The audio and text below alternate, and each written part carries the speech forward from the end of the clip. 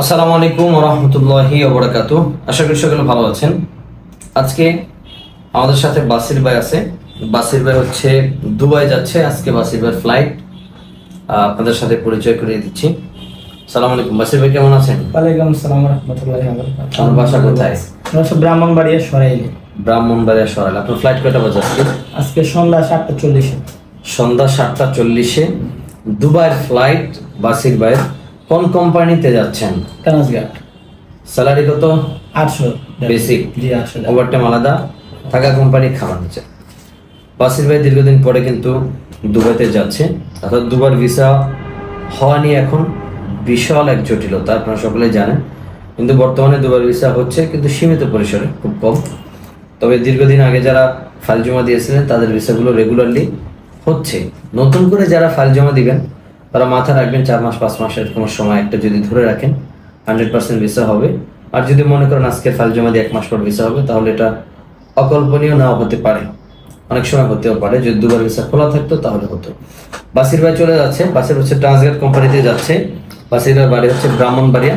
আজকে হচ্ছে ওনার ফ্লাইট, সন্ধ্যা 7:40-এ ফ্লাইট। ইনশাল্লাহ এখন আমাদের কাছ থেকে বিদায় নিয়ে চলে যাবে। সকলে দোয়া করবেন বাসির ভাই ওখানে গিয়ে যেন ভালো থাকে, সুস্থ থাকে। তার যে একটা আশা আছে, আশা চাওয়া পাওয়া সে যেন পূরণ করতে পারে। আপনার কিছু বলার থাকলে বলতে পারেন।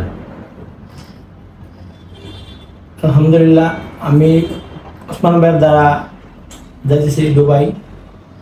উনি খুব ভালো মানুষ, আপনারা আসতে পারেন ওনার কাছে, বিশেষ করতে পারেন। উনি খুব ভালো মানুষ। আপনি যেন বলতেছেন মানুষ মনে করবো শিখিয়ে দিচ্ছেন। কি কম মিডিয়ার সামনে সচরাচর আমার তেমন কোনো ইয়া নেই। আচ্ছা যাই হোক, সমস্যা নাই। এমনি আপনি খুশি তো নাকি? আলহামদুলিল্লাহ না ভাই, খুশি। আপনাদের সেবা ভালো, যথেষ্ট ইয়া করছেন ভাই। বেজার আছেন নাকি? না না, ভিসা হওয়ার আগে আপনি কয় টাকা দিয়েছিলেন আমাদেরকে? ভিসা হওয়ার আগে আপনাদেরকে শুধু আপনি না করছিলেন, আমি শুধু 10,000 টাকা দিয়েছিলাম।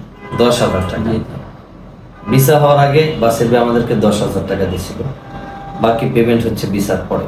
বর্তমানে আমরা ভিসার আগে কোনো পেমেন্ট নিচ্ছি না, সম্পূর্ণ পেমেন্টই ভিসার পরে নিচ্ছি।